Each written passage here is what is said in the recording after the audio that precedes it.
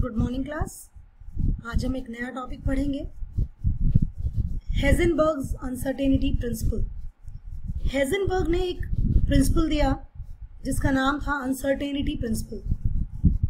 Uncertainty means, as you know, every object present in the universe has two types of nature, particle as well as wave nature. Heisenberg ने कहा कि you cannot find out, you cannot measure position as well as velocity of a body at the same moment. उन्होंने कहा कि आप दोनों चीज़ों में अनसर्टेनिटी को क्या नहीं कर सकते हैं, मेजर नहीं कर सकते हैं, कैलकुलेट नहीं कर सकते हैं। या तो आप सिर्फ पोजीशन में कैलकुलेट कर पाएंगे या वेलोसिटी में। बिल्कुल बात ठीक है। या तो कोई बॉडी रेस्ट में है या कोई बॉडी मोशन में है, तो दोनों में से एक ही चीज़ पॉसिबल हो सकती है। दोनों चीज़ें पॉसिबल नहीं हो सकती कि बॉडी को मैं कहूँ उसकी जो है पोजीशन ये है और फिर मैं कहूँ कि बॉडी इज इन मोशन। नहीं, बॉडी अगर मोशन में है देन बॉडी मोशन में है, और बॉडी अगर रेस्ट में है तो रेस्ट में है। हम दोनों चीज़ें कहें कि हम दोनों बातों को कहें कि एक मोमेंट पर हम फाइंड आउट कर सकते हैं, दैट इज नॉट पॉसिबल। तो that is given by Heisenberg's uncertainty principle. An important consequence of the wave particle duality of matter and radiation was discovered by Werner Heisenberg in 1927, and it called the uncertainty principle.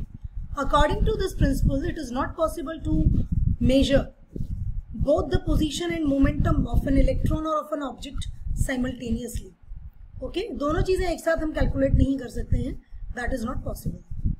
In simpler words, we can say that most accurate you measure a particle's position, the less accurately you are able to measure its momentum. बिल्कुल, हम अगर ये कह रहे हैं कि इस object की पोजीशन ये है, तो उसकी जो वेलोसिटी होगी या स्पीड जो की बात मैं कहूँ या मैं मोमेंटम की बात करूँ, आप उसके बारे में बात नहीं कर सकते।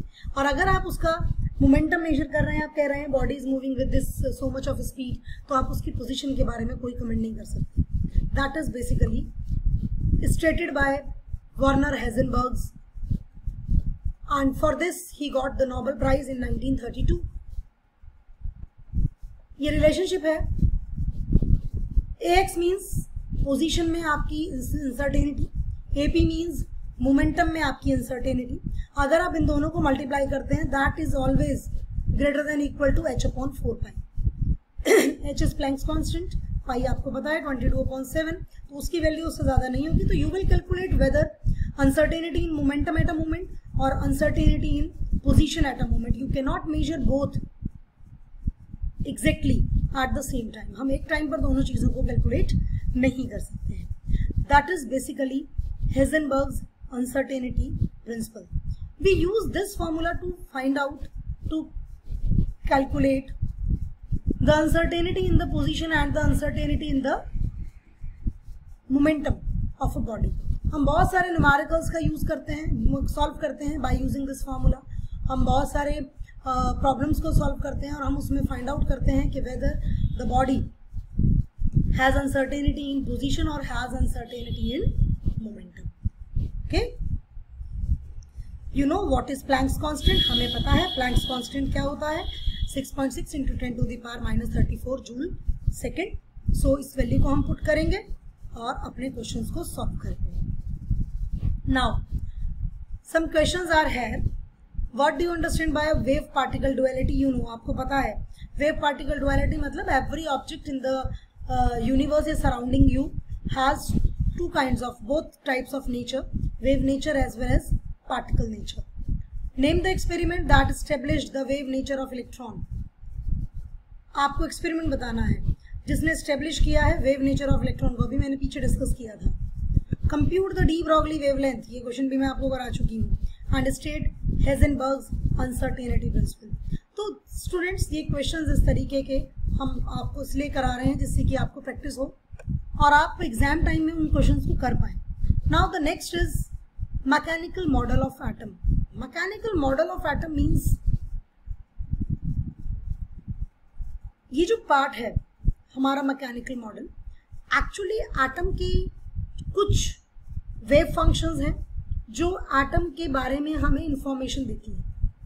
क्या इंफॉर्मेशन मिलती है हमें कि एटम में इलेक्ट्रॉन्स किस तरीके से प्रेजेंट है, एटम में जो हमारी उसकी पर्टिकुलर एटम से या पर्टिकुलर शेल से कितनी एनर्जी एसोसिएटेड है, एटम की पोजीशन क्या है, इन मैग्नेटिक बिहेवियर क्या है, इन सब बारे में हमें जो इंफॉर्मेशन मिलती है that is by mechanical model of atom से मिलती है हमें। And we understand that model in terms of quantum numbers, और हम क्वांटम नंबर्स की हेल्प से, क्वांटम नंबर्स की मदद से हम एटम के बारे में, एटम की हर एक प्रॉपर्टी के बारे में कमेंट कर सकते हैं। यहाँ पर आपको 3 तरह के क्वांटम नंबर्स दिख रहे हैं। तो पहले तो हम ये समझेंगे what is quantum number, a set of well designed numbers which explains, which gives you an idea about the energy associated with the atom, electrons का location, उनके magnetic behavior, उनका spin, that all is determined by mechanical model of the atom। हम mechanical model से find out करते हैं, and this is basically known, this is basically based on quantum numbers। quantum जो word है ये हमने Planck's quantum theory में भी explain किया था कि quantum का मतलब क्या है। So you must understand that। आपकी स्क्रीन पर आप देख रहे हैं 3 तरह के क्वांटम नंबर्स हैं, principal quantum number n, azimuthal quantum number l and magnetic quantum number m। इनका रिप्रेजेंटेशन है, प्रिंसिपल क्वांटम नंबर को n से रिप्रेजेंट करते हैं, अजीमुथल को l से, और मैग्नेटिक क्वांटम नंबर को m से। Principal quantum number tells about the energy associated with the shell, shell के साथ कितनी एनर्जी एसोसिएटेड है वो बताता है। एजीमुथल क्वांटम नंबर सब शेल्स के बारे में, एनर्जी, उसकी पोजीशन के बारे में हमें इंफॉर्मेशन देता है। और थर्ड जो है मैग्नेटिक क्वांटम नंबर, ये मैग्नेटिक नेचर के बारे में हमें बताता है। And last is spin quantum number, जो इलेक्ट्रॉन की स्पिन के बारे में बताता है। तो what is this, see now what is the significance of quantum number. The 3 quantum numbers describe the shape, size and orientation of the atomic orbitals in space.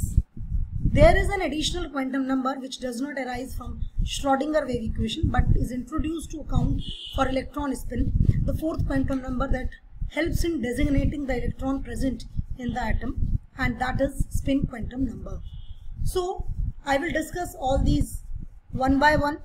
मैं ये पार्ट जो है आपको कल एक्सप्लेन करूँगी कि प्रिंसिपल क्वांटम नंबर को कैसे फाइंड आउट करते हैं, अजीमुथल को कैसे करते हैं, और ये आपस में कैसे रिलेटेड है।